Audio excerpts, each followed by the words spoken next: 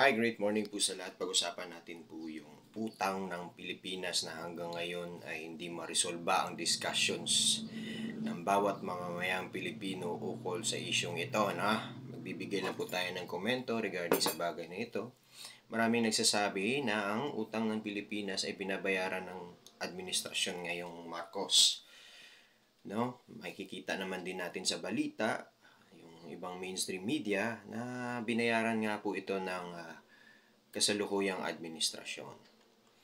But then, the question is, why is still umaakyat pa rin yung utang ng Pilipinas at umabot ito na almost 17 trillion na.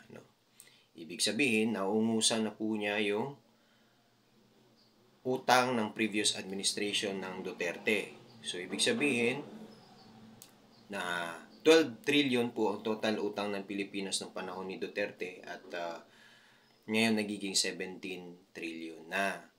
So, ibig sabihin, naungusan na nga niya for hindi pa nag 3 years itong administrasyong ito.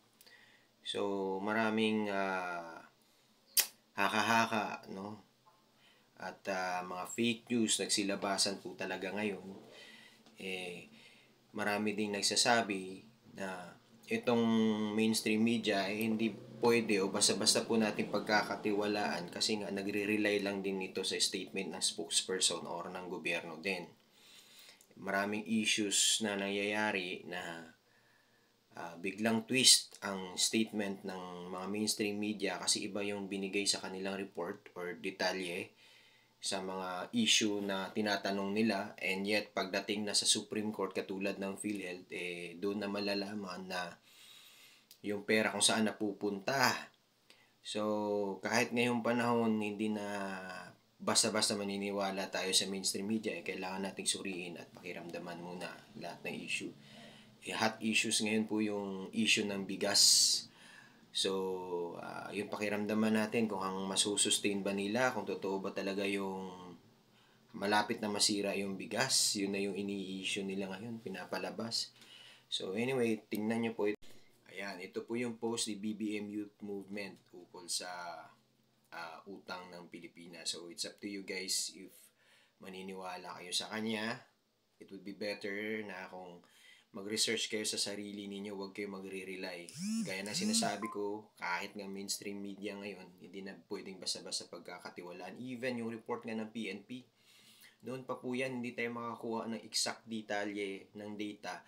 Kasi nga, even sa mga regional guys, alam naman natin, hindi nyo na siguro kailangan ng facts or proof na hihingin sa akin na minimekos-mekos po nila yan. Okay, para maging mabango yung bawat regional officer para na din sa rangko nila sa mga awards na makukuha nila. Diba, pinaka-cleanest city, pinaka-safest city, may mga ganun po yan. Aware na po tayo regarding sa mga bagay na yan. So, it doesn't mean na sinabi ng PNP, basta-basta na lang din natin pagpapaniwalaan. So, yung tingin natin sa pangyayaring nagaganap sa paligid natin and sa sariling pakiramdam natin, ibabalanse din natin. Hindi lamang tayo basta-basta maniniwala sa mga data na ipinalabas ng gobyerno. Kahit sa ang bansa kayo guys, kahit sa China, di ba? Ultimo gobyerno, fake news, normal po talaga yung ganun na dito sa mundo natin. So, if you are really aware, so it will be better na mas mag-deep search ka o research ka para mas malaman mo. Mas maganda nga may AI kayo, malaking tulong din po yun. Okay? Ayan din, report ng ANC, ABS-CBN Philippine debt rises to 16.31 trillion. Noong January pa po yan. So, ano na tayong taon ngayon? So, aware po tayo ng utang na naman sila uli, and then hindi natin alam kung saan na naman napupunta because yung transparency, even DACOA, even yung mga websites na iba, tinatanong na ngayon kung anong purpose mo, ba't hihingi ka ng mga data.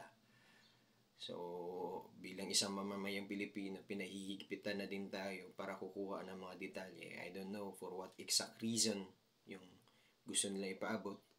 Pero so much for that. Again and again guys, malapit po yung election. You have to choose who is better, okay? Pag alam nyo yung isang tumatakbo kahit magaling pero wala namang nangyayari, na ilang beses na siya tumakbo at gumastos ng malaki, palitan nyo na po yan. Maghanap na po kayo ng bago na sa tingin ninyo may kapasidad. Subukan nyo po ng mga bago na naman. No? Magbabaka sakali tayo kasi wala naman tayong choice. Kundi susubok uli. Kasi hindi naman natin nababasa yung mga utak ng mga yan. So, thank you so much. Have a great day. Mabuhay ka, Pilipinas.